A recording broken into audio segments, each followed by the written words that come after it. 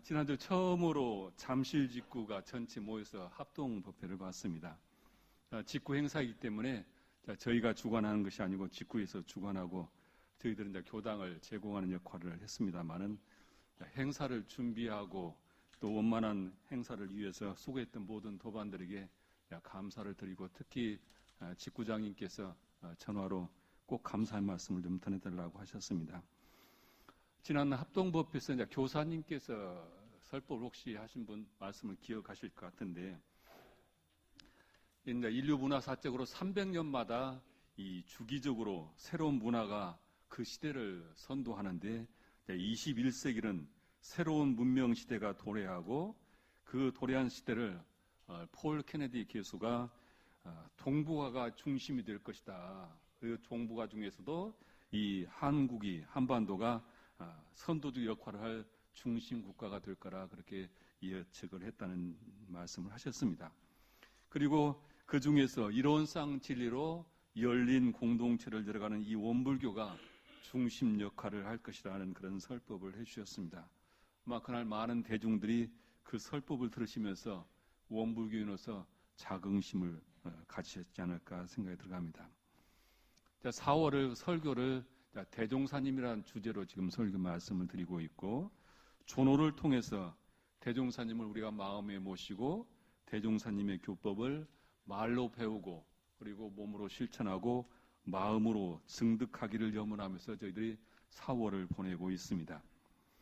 제가 여러 자료를 찾고 또 제 자신이 모셨던 대종사님을 이렇게 문자로 옮겨가면서 대종사님을 주세불로 깨우쳐 주시고 이 회상이 어떤 회상인가를 깨우쳐 주신 정산종사님 은혜가 얼마나 큰가를 새삼 다시 느끼게 됩니다. 대종사님께서 이제 정산종산을 만나서 그렇게 말씀하셨다고 하죠. 내가 만나려는 사람을 만났으니 우리의 대사는 이제 결정이 됐다. 결정났다. 그렇게 말씀하셨다고 그래요. 19살 먹은 정산종사를 만나서 이렇게 대종사님께서 말씀을 하셨고, 또 대종사님께서 나의 마음이 곧 정산의 마음이 되고 정산의 마음이 곧 나의 마음이 되었다. 이렇게 말씀을 하셨다고 합니다. 대산종사께서는 정산종사 성비명에 쓰시기를 대종사가 하늘이라면 태양이시고 정산종사는 땅이요 명월이시며 대종사가 우리의 정신을 낳아주신 영부사라면 정산종사는 그 정신을 길러주신 법모다. 이렇게 성비명에 써주셨는데, 교사를 알면 알수록 공부를 하면 할수록 믿음을 더욱 키우면 키울수록 이 말씀이 절절하게 느껴집니다.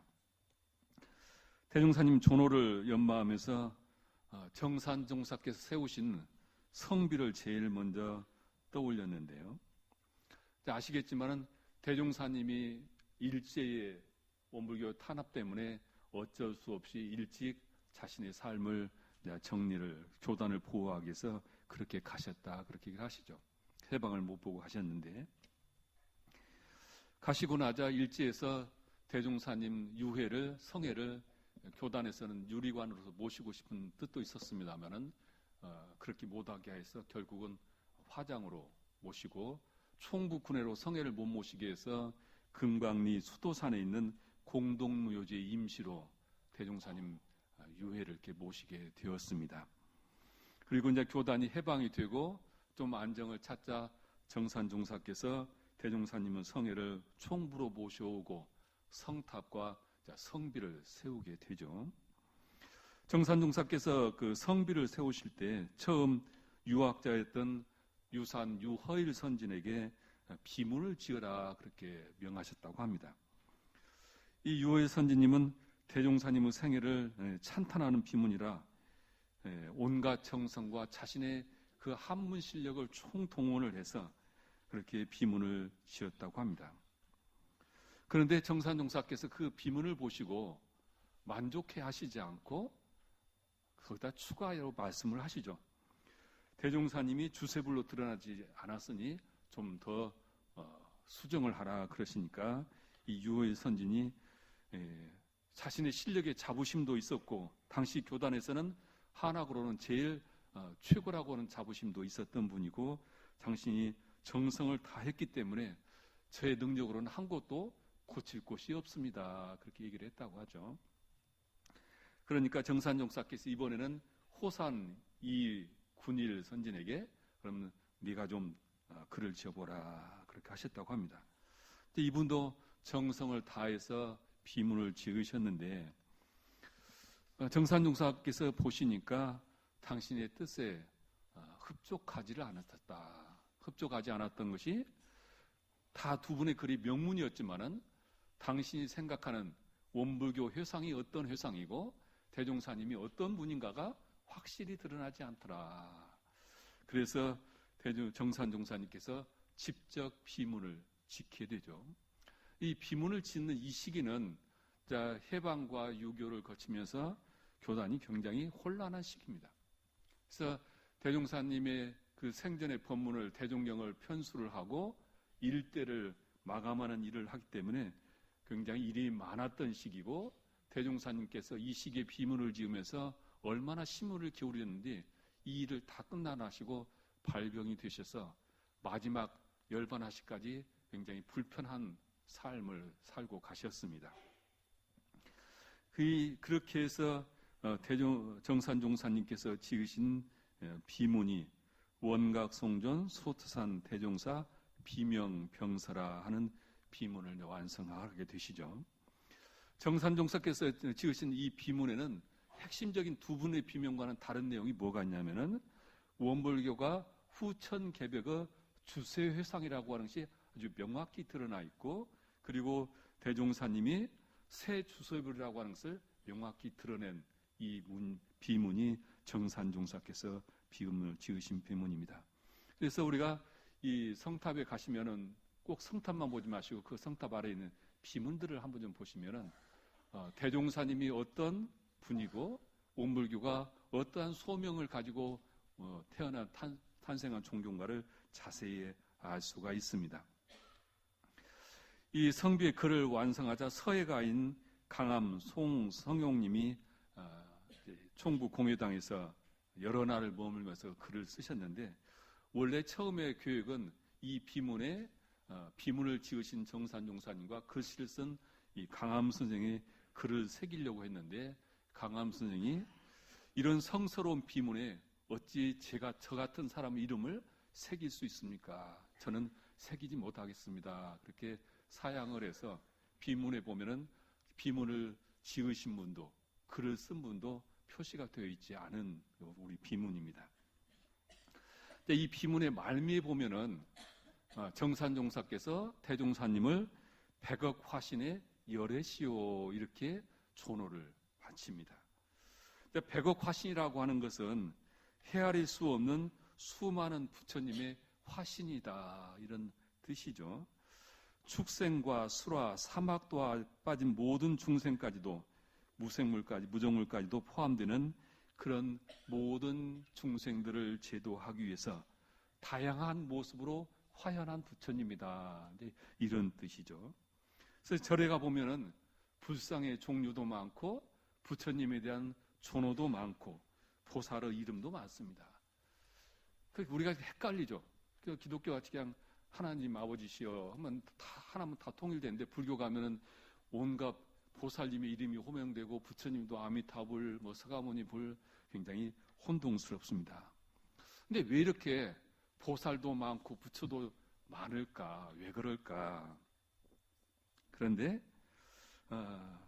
이 우주의 무한한 세계에 수많은 중생이 살고 있고 그 수많은 중생들의 아픔이 각양각색이죠. 그런 중생들에게 부처님이 결국은 그 중생들에게 자비를 베풀 때 여러 가지 모습으로 그 중생에게 맞게 화연을 한다. 그래서 100억 화신이다 이렇게 얘기를 하죠. 그래서 그런 불교의 이치를 보면은 다양한 존호가 생길 수밖에 없는 것이다. 신의 세계에서는 이 신의 모습으로 화연을 하실 것이고 이 인간 세계에서는 인간의 모습으로 화현하실 것이고, 또 동물 세계에서는 또 동물로 화현을 하시기 때문에 이렇게 백업화신이다 이런 표현을 하는데요. 서기 669년 중국 당나라 이야기입니다. 이 당시 황제는 문종입니다. 이 문종이 불교의 귀위에서 아주 신심이 놀라울 정도로 뛰어나셨던 분인데, 국사를 보면서도 틈만 나면은 큰 사찰을 찾아서 참배를 하고, 또 대중에게 공양을 하고 스님들을 모시고 설법을 듣는 그런 황제였다고 합니다.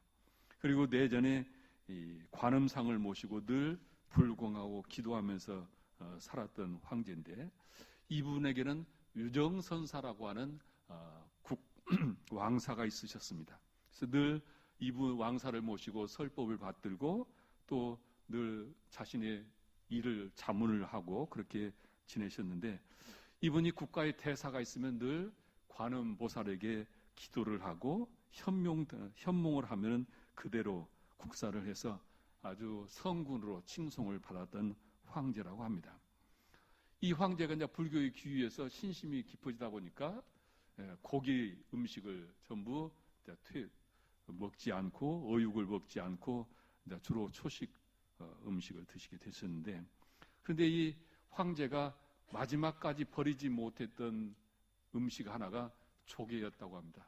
조개를 너무 좋아해가지고 다른 육식은 다 포기를 했는데 이 조개만큼 포기하지를 못하고 조개 음식을 너무 좋아해서 늘 이제 본인 스스로도 마음에 이제 거리낌이 있었지만 도저히 그것만은 끊을 수가 없었다고 합니다. 어느 날 조개 음식이 나왔는데 입이 다 벌어져서 음식이 먹음직스러운데 조개 하나만은 벌어지지 않아서 그것을 젓가락으로 아무리 벌려도 벌리지 않으니까 이 황제가 자기 두 손으로 벌렸다고 합니다. 어렵게 벌렸더니 거기서 쩍 하면서 열리면서 거기서 신비한 기운이 폭 솟으면서 거기에서 이제 관음 보살상이 나왔다. 상아 뿔로 조각한 그 관음상이 나와서 황제가 너무 놀래가지고 이 뜻이 뭘까 해서 유정선사를 초빙해서 물어보니까 유정선사가 그렇게 답을 했다고 합니다. 부처님이 30 이상의 화신불인데 바로 이것이 부처님께서 응화신으로 나타난 모습입니다. 중생을 제도하기 위해서 부처님이 관음보살이 이렇게 화연하시듯이 이렇게 지금 관음상이 화연했습니다. 그러니까 이 황제가 얘기하기를, 내가 알기로는 부처님의 30 이상에는 조개불이란 말이 없는데 어찌 조개를 화신이라고 얘기하느냐.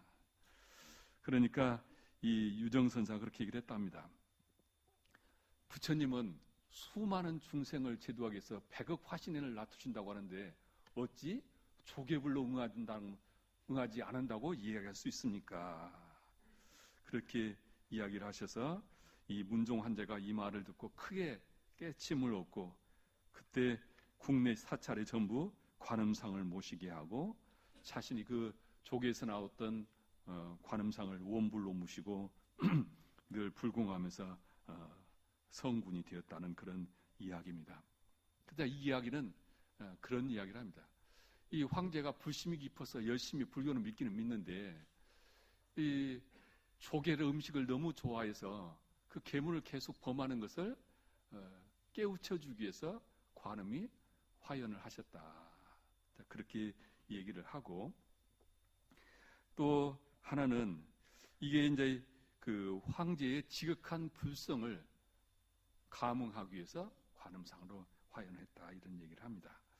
보통 우리는 이런 영험들은 신비한 것이다 그렇게 이야기를 합니다만, 그러나 그런 것을 신비로만 돌릴 것이 아니라 지성이면 하늘도 감화한다는, 지성이면 감천이라는 뜻이 말씀이 있듯이 뭔가 지극한 원을 가지고 정진하는 사람에게는 그렇게 다양한 부처님들이 화연해서 응하신다 이런 말씀입니다. 그런데 대종사님은 과거 종교의 교조처럼 그렇게 신격화시키지 않았고 그렇게 용상에 앉아서 대우를 받지 않으셨습니다.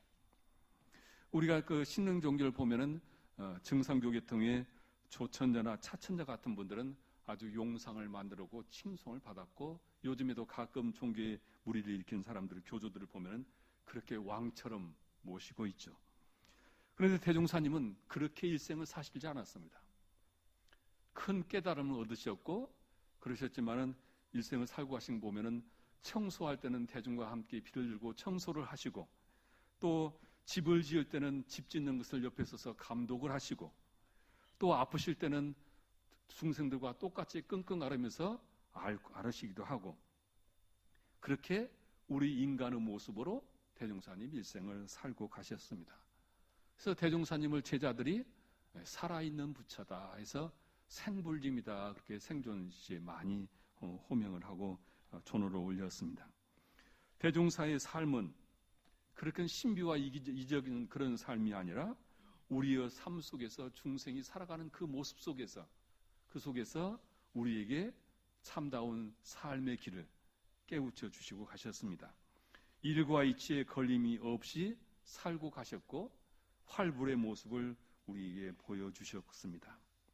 당신이 깨달은 교법을 그냥 말씀으로 하지 않고 직접 실천을 통해서 우리에게 보여주고 가셨습니다.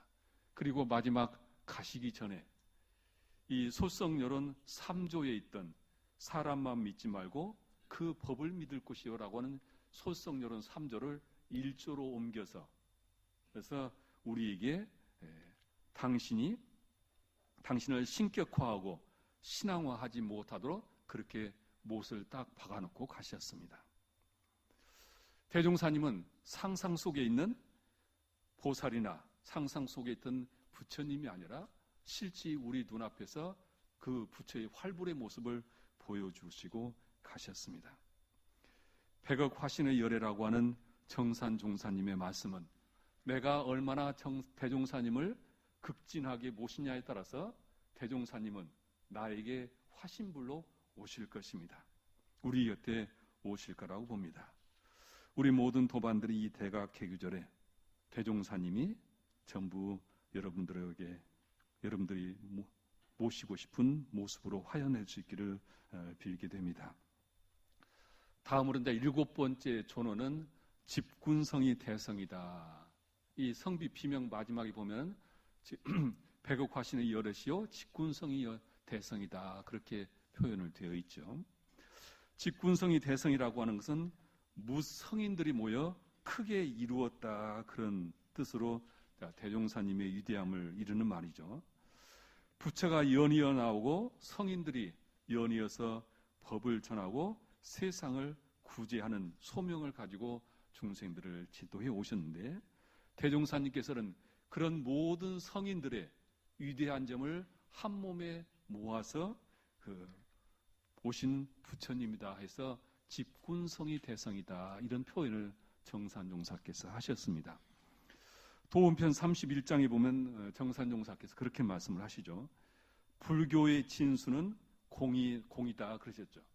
불교의 가장 핵심은 빌공자 공입니다.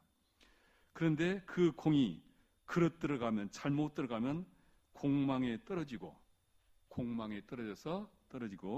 불교 진수는 규모인 바, 불교는 예절과 규범으로 우리의 삶을 어떻게 살아야 할 건가 전부 규범되어 있는 예법을 중심으로 되어 있죠. 그것이 잘못 들어가면은 국집, 사람을 구속하게 되고, 도교는 진수는 무의자연인 바, 잘못 들어가면은 자유방종에 흐르고, 과학의 진수는 분석하고 정확히 증명하는 것이 과학이죠. 이 과학은 잘못 들어가면 유에 사로잡혀서 물질에 집착하게 만든다. 이 네 가지 길에 그릇 들어가게 되면은, 이 그릇들에 들어가지 않도록 모든 진수를 잘 활용하여 원만한 법통을 이루고 큰 원만한 인격을 이루게 하신 것이 대종사님 법이다. 과학의 모든 종교, 모든 과학이 가지고 있는 한계점을 잘못 들어가서 한계에 부딪히는 부분을 전부 회통케 한 것이 대종사님 법이다, 이런 뜻이죠. 지난주에 교사님께서 그런 말씀을 하셨죠.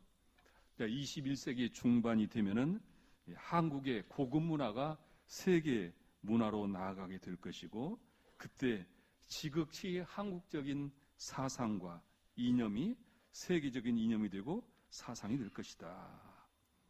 그리고 가장 한국적인 이념과 사상, 그것이 바로 원불교 사상이다, 이렇게 이야기를 하셨죠.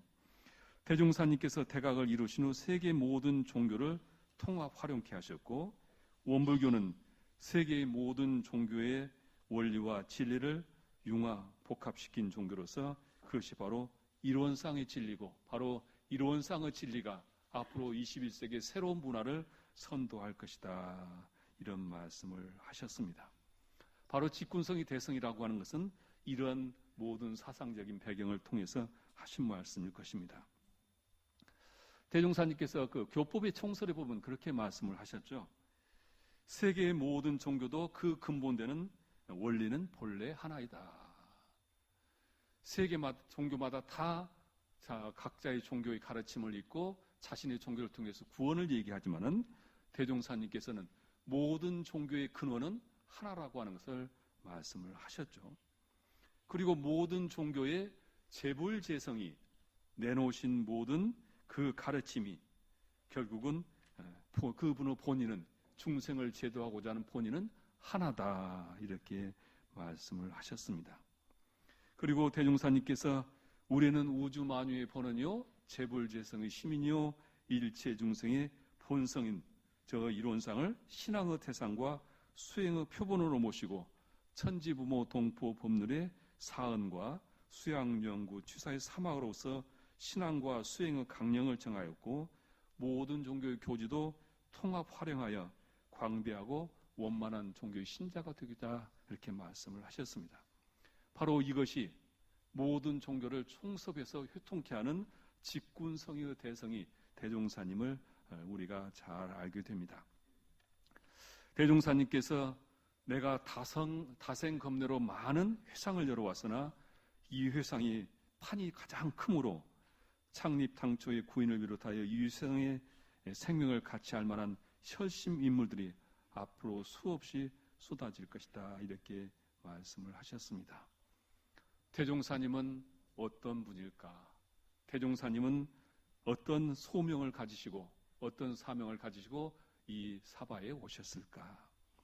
정산종사께서 말씀하시기를 과거의 모든 부처님이 많이 지나가셨으나 오직 우리 대종사의 교법처럼 원만한 교법은 전무후무하나니, 첫째는 이론상을 진리의 근원과 신앙의 태상과 수행의 표본으로 모시고 일체를 이 이론에 통합하여 신앙과 수행에 직접 활용케 하여 주셨으며, 우리 이론상의 진리 속에 모든 종교의 가르침이 다 들어있다는 말씀이고, 둘째는 사언의 큰 유리를 밝히시어 인간과 인간뿐만 아니라 천지부모 동포 법률과 우리 사이의 윤리 인연을 원만하게 통달시켜 주셨으며, 인간과 또 모든 세상에 존재하는 모든 것들이 없어서는 살 수 없는 그런 관계라고 하는 은혜의 관계를 밝혀주셨고, 셋째는 이적을 말씀하지 않으시고 오직 인도상 요법을 주체 삼아서 진리와 사실에 맞는 원만한 대도로서 대중을 제도하는 참다운 법을 삼아주셨다 하셨습니다. 이제 이적과 기적은 과학 문명들이 만들어갈 겁니다. 과거 종교와 같은 그런 이적과 기적으로 세상을 지도할 수는 없습니다. 대종사님께서는 오직 인도상의 요법으로 주체로 해서 인간의 조물주가 되고 인간이 자기 삶의 주체가 될 수 있는 그런 가르침으로 우리에게 열어주셨다, 그런 말씀입니다. 정산종사는 그렇게 말씀하셨습니다. 아직도 대종사를 참으로 아는 이가 많지 않으나 앞으로 세상이 발달하면 할수록 대종사께서 새 주세부리심을 세상이 고루 인정할 것이다, 이렇게 기연편 11장에 말씀하셨습니다. 대종사님께서는 백억 화신의 열애로 우리 곁에 오셨습니다. 또한 대종사님께서는 직군성의 대성으로 후천개벽의 주세불로서의 소명을 가지고 저희들에게 오셨습니다. 그래서 대종사님은 저희들을 통해서 광대하고 원만한 종교의 길을 열어주셨고 우리를 광대하고 원만한 종교인이 될 수 있도록 길을 열어주셨습니다. 며칠 전에 어느 도반이 저에게 본인이 생각한 대종사님 촌호를 이렇게 저한테 제안을 하셨더라고요. 일원불 사은님. 그래서 이 사자는 스승, 넉사자가 아니라 스승사자에서 은혜은자, 사은님 이렇게 하셨던데 아마 일원불과 대종사님이 둘이 아니다라는 그런 뜻으로 붙이셨고 스승사자를 쓴 것은 바로 대종사님과 역대 스승님들을 함께 다 총섭되어 있는 대종사님으로 해서 일원불 사은님으로 이렇게 하시지 않았나 생각이 들어가는데 아직 제가 해안이 열리고 심안이 열리지 않아서 정산 종사님처럼 대종사님을 이렇게 드러낼 만한 능력이 안 돼서 교단에서 그동안 호칭되었던 거 그리고 정산 종사님께서 말씀하신 촌호를 통해서 오늘 쭉 그동안에 일곱 번에 걸쳐서 말씀을 드렸습니다. 대종사님을 중빈성자, 개벽성자, 소태산, 대종사, 원각성존, 백억화신열의 직군성이 대성이라고 하는 7가지 촌호를 쭉 말씀을 드렸습니다.